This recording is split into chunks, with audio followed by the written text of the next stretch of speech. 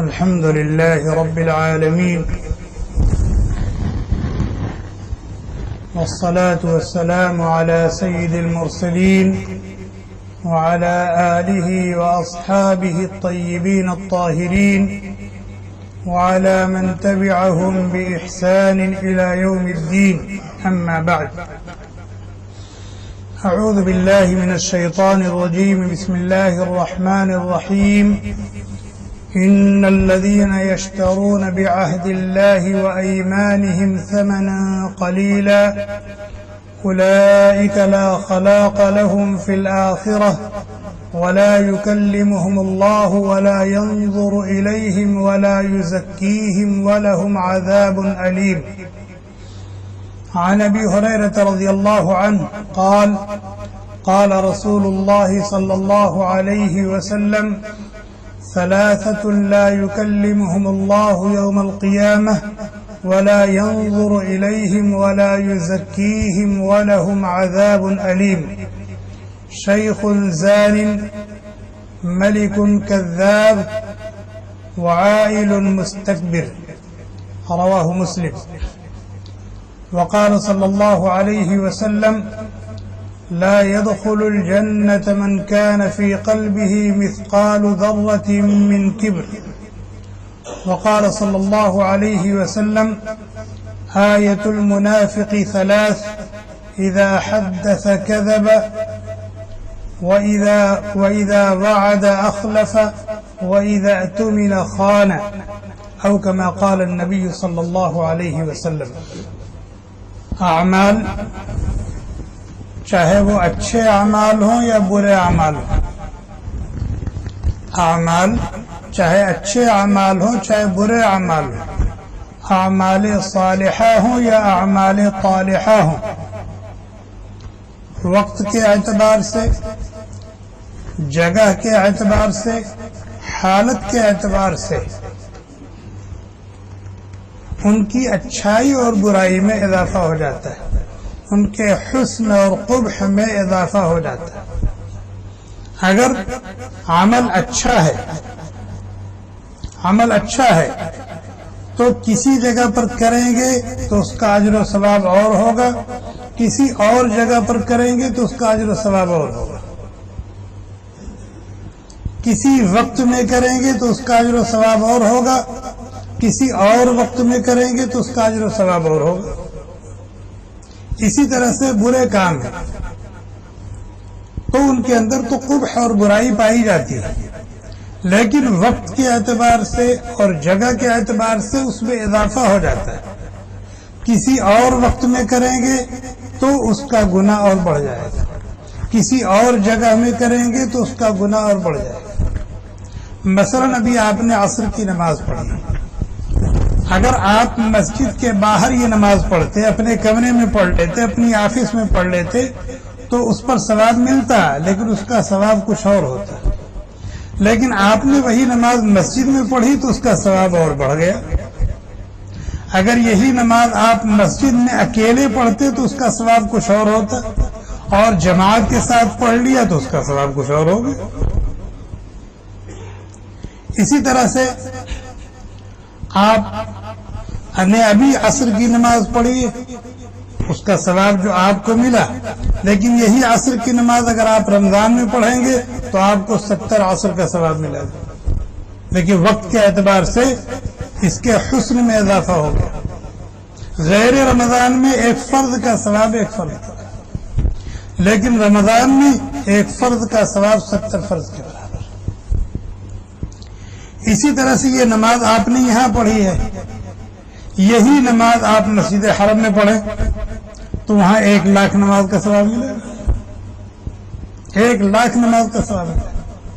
تو جس طریقے سے عمل صالح وقت کے اعتبار سے اور جگہ کے اعتبار سے، حالت کے اعتبار سے اس کے حسن میں اضافہ ہو جاتا ہے، اس کا اجر و ثواب بڑھ جاتا ہے، اسی طرح سے جو اعمال طالحہ ہیں، برے کام ہیں،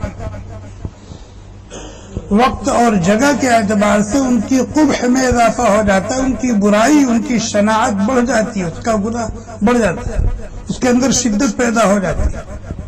مثال کے طور پر ایک شخص ہے جھوٹ بولتا ہے. جھوٹ بولنا بہت بڑا گناہ ہے. جھوٹ بولنا بہت بڑا گناہ. کہاں جھوٹ بولتا ہے؟ اپنی دکان میں بولتا ہے، اپنے گھر میں بولتا ہے، بازار میں بولتا ہے. گناہ ہے، بہت بڑا گناہ. کتنا بڑا گناہ ہے؟ اللہ کے نبی علیہ الصلوۃ اللہ تبارک و تعالی نے فرمایا وَلَهُمْ عَذَابٌ أَلِيمٌ، ان کے لیے دردناک عذاب ہے. ان کے لیے دردناک عذاب ہے. کیوں؟ بما كانوا يكذبون، اس لیے کہ وہ جھوٹ بولتے. تو اندازہ لگائے جھوٹ بولنا کتنا بڑا گناہ کہ ان کے لیے دردناک عذاب کی وعید سنائی جا رہی ہے. جھوٹ بولنا اتنا بڑا گناہ. لیکن اگر کوئی شخص جھوٹ مسجد میں بولے تو اس کے اندر اور زیادہ قباحت پیدا ہو جائے، اس کا گناہ اور بڑھ جائے گا. مسجد کے اندر جھوٹ بولے، عصر اور مغرب کے درمیان جھوٹ بولے تو اور زیادہ قباحت اس کے اندر پیدا ہو. باہر جھوٹ بولا تو برا کام، بہت برا کام ہے. مسجد میں وہی جھوٹ بولے تو اور اس کے اندر قباحت پیدا ہو گئی. اور اگر وہی جھوٹ مسجد میں بابین العصر والمغرب بولے، یہ مبارک وقت ہے، تو اس کے اندر اور زیادہ قباحت پیدا ہو. اور اگر یہی جھوٹ بولے آدمی مسجد حرم میں، مسجد حرم میں حدود حرم میں جھوٹ بولے تو اس کا گناہ اور کتنا بڑا ہوگا کہ وہاں کے بارے میں اللہ تعالیٰ فرماتے ہیں وَمَن يُرِدْ فِيهِ بِإِلْحَادٍ بِظُلْمٍ نُذِقْهُ مِنْ عَذَابٍ أَلِيمٍ.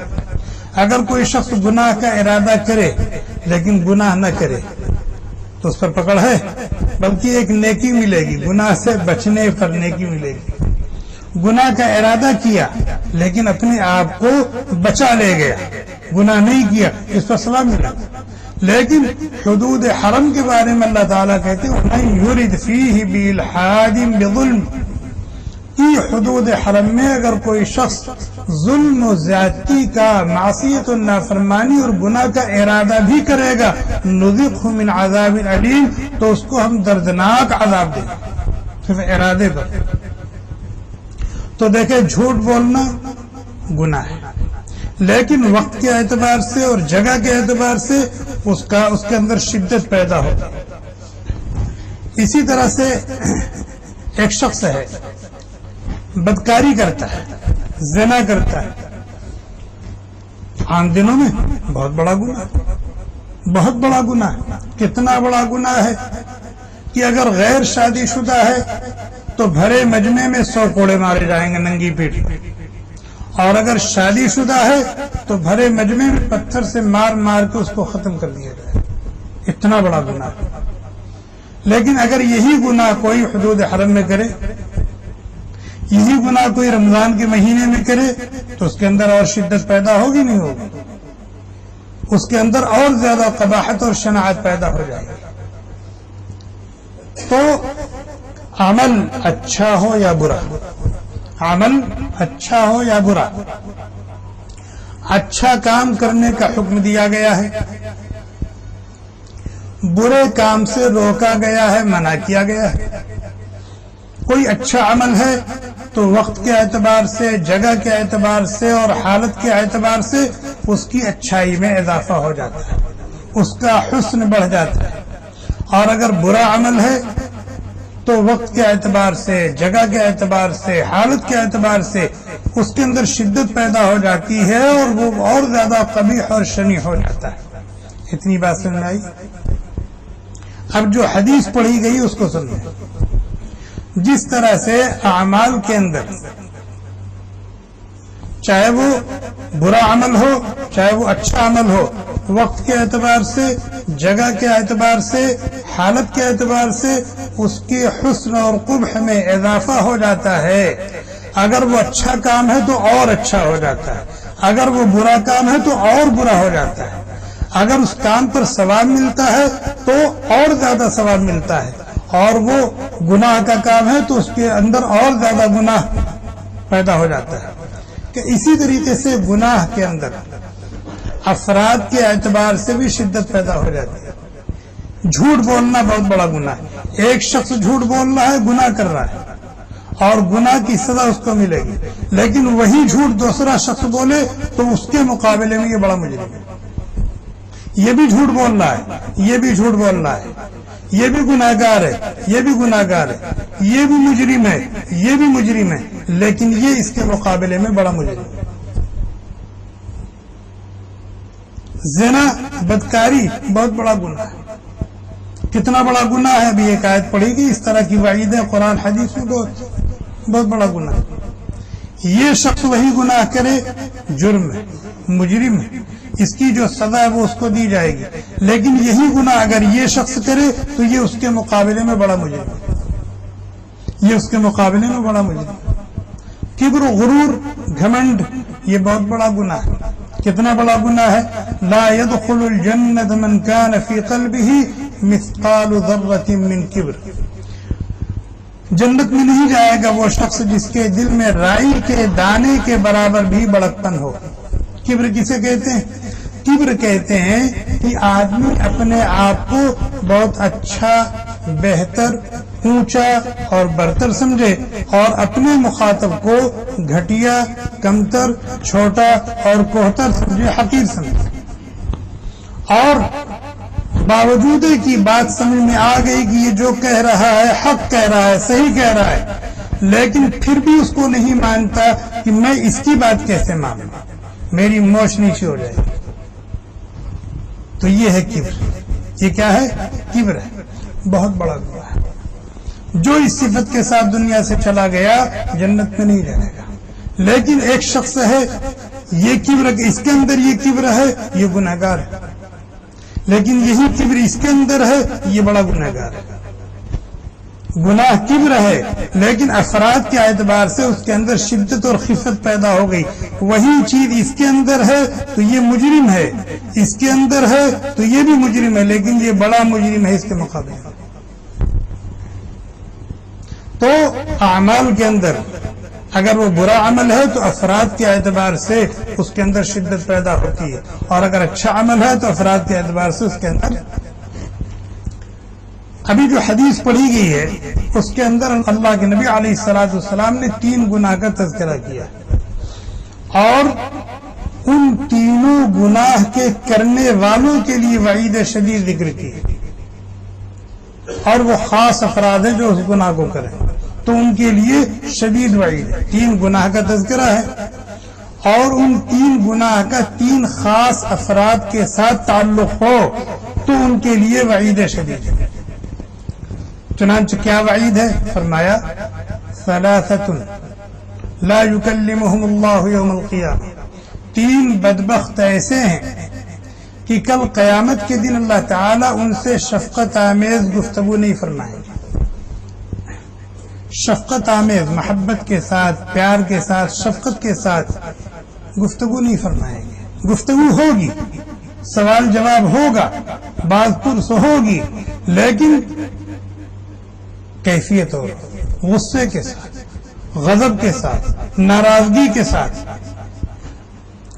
اگر بات پیار سے بولے، شفقت سے بولے، محبت سے بولے تو کتنا مزہ آتا ہے، لیکن اگر وہ غضب اور غصے سے اور ناراضگی سے بات کرے تو، اور اگر اللہ تبارک و تعالی غضب اور غصے اور ناراضگی سے بات کریں گے تو کیا ہوگا؟ تو فرمایا کہ اللہ تعالیٰ ان کے ساتھ شفقت آمیز گفتگو نہیں فرمائیں گے، محبت سے بات نہیں کریں گے، بلکہ غضب اور غصے کے ساتھ، ناراضگی کے ساتھ. وَلَا يَنظُرُ إِلَيْهِمْ، اور ان پر نظر رحمت نہیں ڈالیں گے. جب نظر رحمت نہیں ڈالیں گے تو کون سی نظر پڑے گی؟ نظر غضب پڑے گی.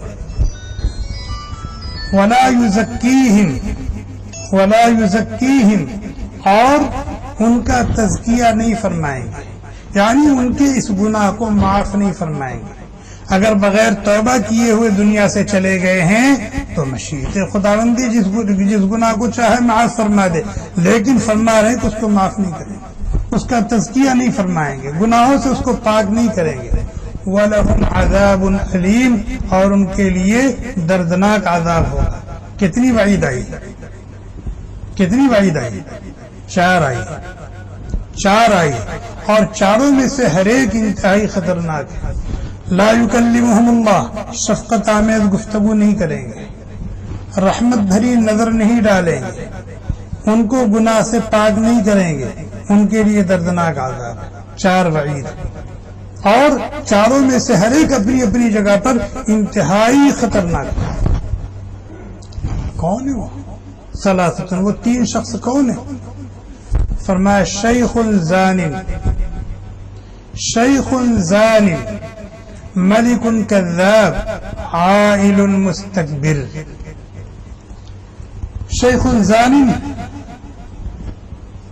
وہ شخص جس کی عمر پختہ ہو چکی ہے، جس کی عمر پختہ ہو چکی ہے، جس کی عقل کامل ہو چکی ہے، جو زندگی کا ایک لمبا حصہ گزار چکا ہے، اللہ کی معرفت کے اسباب اور مواقع اس کو میسر آ چکے ہیں، اور زنا اور بدکاری کے جو محرکات ہوتے ہیں وہ کمزور ہو چکے ہیں.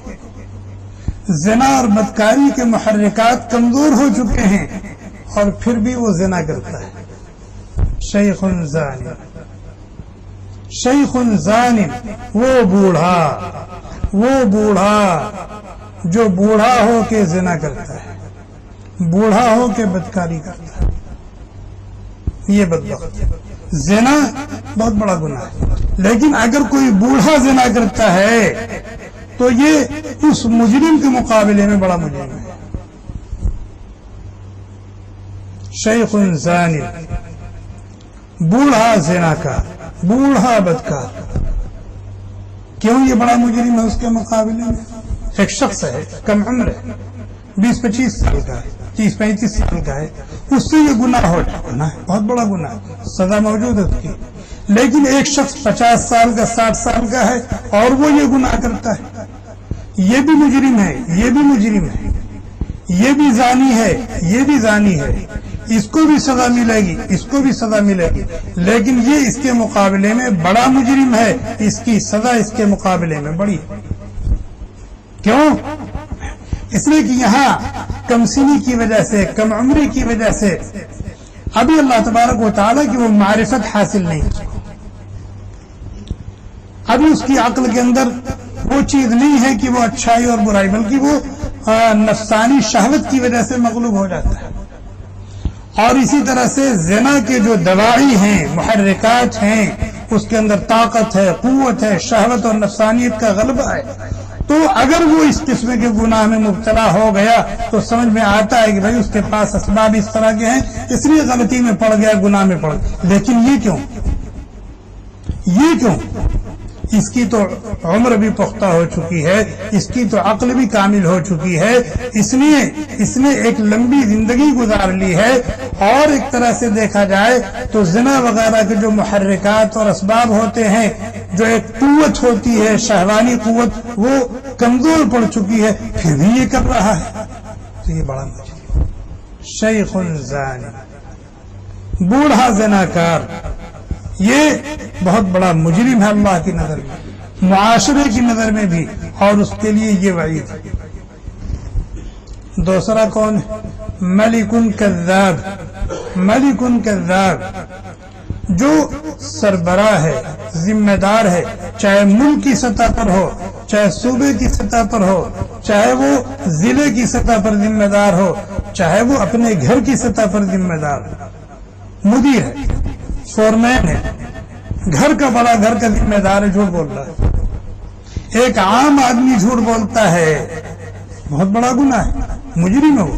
لیکن اگر کوئی ذمہ دار اپنے ماتحتوں سے جھوٹ بول رہا ہے، باپ اپنے بچوں سے جھوٹ بول رہا ہے، شوہر اپنی بیٹی سے شوہر اپنی بیوی سے جھوٹ بول رہا ہے، استاد اپنے شاگردوں سے جھوٹ بول رہا ہے، مدیر اور فورمین اپنے نیچے کام کرنے والوں سے جھوٹ بول رہے ہیں، تو یہ بڑے مجرم، یہ بڑے مجرم. ایک عام آدمی جھوٹ بول رہا ہے، وہ بھی مجرم. لیکن اگر کوئی ذمہ دار اپنے ماتحتوں سے جھوٹ بول رہا ہے تو یہ اس سے بڑا مجرم. کیوں؟ اس لیے کہ ایک عام آدمی ہے، ہو سکتا ہے کچھ اس طرح کے حالات پیدا ہوئے ہوں، اسباب سامنے آئے ہوں، جس کی وجہ سے وہ جھوٹ بولنے پر مجبور ہو گیا ہو. مثال کے طور پر ایک آدمی ہے، اس سے کوئی غلطی ہو گئی ہے، اب مدیر کے سامنے اس کی حاضری ہوئی، اب اگر وہ اپنی غلطی کا اعتراف کر لیتا ہے تو ہو سکتا ہے نوکری سے اس کو برخاست کر دیا جائے، ہو سکتا ہے نہیں ہو سکتا ہے۔ اپنی نوکری بچانے کے لیے وہ جھوٹ بول رہا ہے، سبب موجود ہے جھوٹ بولنے کا، جھوٹ بولنے کا سبب موجود ہے، اسے جھوٹ بول رہا ہے۔ ہو سکتا ہے اگر وہ صحیح بات کہہ دے تو اس کی عزت چلی جائے گی، وہ رسوا ہو جائے گا، اس لیے وہ اپنی عزت کو بچانے کے لیے جھوٹ بول رہا ہے، تو جھوٹ بولنے کا سبب موجود ہے، اس لیے لیکن اس وجہ سے جھوٹ بولنے کی اجازت نہیں ہے، لیکن کسی نہ کسی درجے میں جھوٹ بولنے کا محرک اور سبب موجود ہے، اس لیے جھوٹ بولنا۔ اس طرح کی بہت ساری چیزیں ہوتی ہیں، لیکن یہ مدیر جھوٹ بول رہا ہے، یہ کیوں جھوٹ بول رہا ہے؟ مدیر اپنے ماتحتوں سے جھوٹ بول رہا ہے، ملک کا امیر اپنی رعایا سے جھوٹ بول رہا ہے، کیوں جھوٹ بول رہا ہے؟ اگر وہ صحیح بات کر دے تو لوگ اس کا کیا کر سکتے ہیں؟ اگر وہ صحیح بات بول دے تو لوگ اس کا کیا بگاڑ لیں گے، کیا کر لیں گے؟ پھر وہ جھوٹ کو بول رہا ہے۔ جب صحیح بات بولنے کی صورت میں دنیاوی اعتبار سے اس کا کوئی ضرر نہیں ہے، اس کا کوئی نقصان نہیں ہے، کوئی اس کا کچھ نہیں کر سکتا، پھر جھوٹ کیوں بول رہا ہے؟ بلا وجہ، بغیر کسی محرک کے، اگرچہ اس وجہ اور محرک کی وجہ سے جھوٹ بولنے کی اجازت نہیں ہے، لیکن کسی درجے میں اگر تسلیم کر لیا جائے تو یہ جھوٹ کیوں بول رہا ہے؟ گھر کا ذمہ دار ہے اور اس کے بچے، اس کی بیوی ہے، ان سے جھوٹ کیوں بول رہا ہے؟ اگر وہ صحیح بات کر دے گا تو اس کے بچے اس کے ساتھ کیا کریں گے، کیا سزا دیں گے اس کو؟ اگر وہ صحیح بات کرے تو اس کی بیوی کیا کر سکتی ہے؟ پھر جھوٹ بولنا ہے، تو یہ بڑا مجرم ہے۔ اس کے مقابلے میں جو جھوٹ بول رہا ہے کسی وجہ سے، اگرچہ اس وجہ سے جھوٹ بولنا جائز نہیں ہے۔ بات سمجھ میں آئی؟ اس کی مثال میں نے بتایا کہ جیسے مدیر جھوٹ بولے، اس کو جھوٹ بولنے کی کوئی ضرورت نہیں، اسی کو اس کے جو ماتحت کام کرنے والا اس کو کچھ نہیں کر سکتا، لیکن اگر اس کے ماتحت کام کرنے والا جھوٹ بول رہا ہے اس سے تو جھوٹ بولنا جائز نہیں ہے، لیکن ایک طرح سے دیکھا جائے تو اس کا جرم اس کے مقابلے میں کم ہے۔ اس لیے اللہ کے نبی علیہ الصلوۃ والسلام نے فرمایا ملک کذاب، وہ شخص جو ذمہ دار ہو اپنے ماتحتوں سے جھوٹ بولے، اللہ تبارک و تعالیٰ کی نظر میں وہ بہت بڑا پاپی ہے، بہت بڑا مجرم ہے، بہت بڑا گنہگار ہے، اور اس کے اس جرم کی، اس کے اس جھوٹ کے اندر شناعت اور قباحت اور برائی زیادہ ہے۔ تو ہو گئے تین، تیسرا کون شخص ہے؟ فرمایا العائل المستکبر، عائل المستکبر، کبر، غرور، گھمنڈ، کہ آدمی اپنے کو اچھا اور بہتر سمجھے، دوسروں کو حقیر اور کمتر سمجھے، یہ بہت بڑا گناہ ہے۔ دنیا میں بھی ایسا شخص رسوا و ذلیل ہوتا ہے اور آخرت میں تو رسوائی اس کا مقدر۔ لیکن اگر کوئی شخص فقیر ہے، تنگ دست ہے، فقیر ہے، تنگ دست ہے، اور دنیاوی اعتبار سے اس کی کوئی ویلو نہیں، اس کا کوئی وزن نہیں، اس کی کوئی قیمت نہیں ہے، اور اس کے اندر تکبر ہے، وہ تکبر کرتا ہے، تو فرمایا کہ اس کا جرم بڑھا ہوا ہے اس شخص کے مقابلے میں کہ جس کے پاس اسباب تکبر پائے جاتے ہیں اور پھر وہ تکبر کر رہا ہے۔ ایک شخص ہے، اس کے پاس عہدہ اور منصب ہے، پاور میں ہے، طاقت اور قوت ہے، مال و دولت ہے، یہ سب اسباب کبر ہے۔ انسان کے پاس جب عہدہ اور منصب آتا ہے تو اس کے اندر کبر کی بیماری بھی آتی ہے، غرور کی بیماری بھی آتی ہے۔ جب انسان کے پاس شان و شوکت آتی ہے، طاقت و قوت آتی ہے، مال و دولت ہے، تو یہ اسباب کبر ہے۔ اگر اس شخص کے اندر یہ برائی پائی جاتی ہے تو مجرم ہے، یہ گناہگار ہے، لیکن کسی نہ کسی درجے میں کہا جائے گا کہ اس کے پاس اس گناہ کے اسباب موجود ہیں، اس لیے یہ گناہ اس کے اندر پایا جا رہا ہے۔ لیکن ایک شخص جو بے ویلو ہے، بے وزن ہے، نہ اس کے پاس عہدہ منصب ہے، نہ اس کے پاس طاقت و قوت ہے، نہ اس کے پاس شان و شوکت ہے، نہ اس کے پاس مال و دولت ہے، پھر وہ اینٹ رہا ہے، پھر وہ کھینچ رہا ہے، تن رہا ہے، اور پھر وہ اکڑ رہا ہے، پھر اس کے اندر کبر و غرور اور بڑکپن ہے، پھر کس بنیاد پر ہے؟ تو اس کا جرم، وہ بھی مجرم ہے یہ بھی مجرم ہے، لیکن یہ اس کے مقابلے میں بڑا مجرم ہے، اس لیے کہ جس گناہ میں مبتلا ہے اس گناہ کے اسباب اس کے پاس موجود نہیں ہے، پھر کیوں اس گناہ میں مبتلا ہے؟ اور اگر مالدار ہے تو اس کے پاس اس گناہ کے اسباب موجود ہے، اس لیے وہ اس گناہ میں مبتلا ہے، اس لیے اس کا جرم کم ہے، اس کے مقابلے میں اس کا جرم بڑا ہوا ہے۔ تو دیکھیے یہ 3 گناہ اس حدیث میں ذکر کیے گئے ہیں، ایک جھوٹ ہے اور ایک بدکاری ہے اور ایک کبر و غرور ہے۔ افراد کے اعتبار سے اس کے اندر قباحت پیدا ہو گئی، اس کا گناہ بڑھ گیا۔ ایک جوان ہے وہ بدکاری کرے وہ بھی مجرم ہے، ایک بوڑھا بدکاری کرے یہ بھی مجرم ہے، لیکن اس کا جرم اس سے بڑھا ہوا ہے۔ ایک عام آدمی جھوٹ بولے یہ بھی مجرم ہے، اور وہ ایک ذمہ دار شخص جھوٹ بولے یہ بھی مجرم ہے، اس کا جرم، لیکن اس کا جرم اس سے بڑا ہوا ہے۔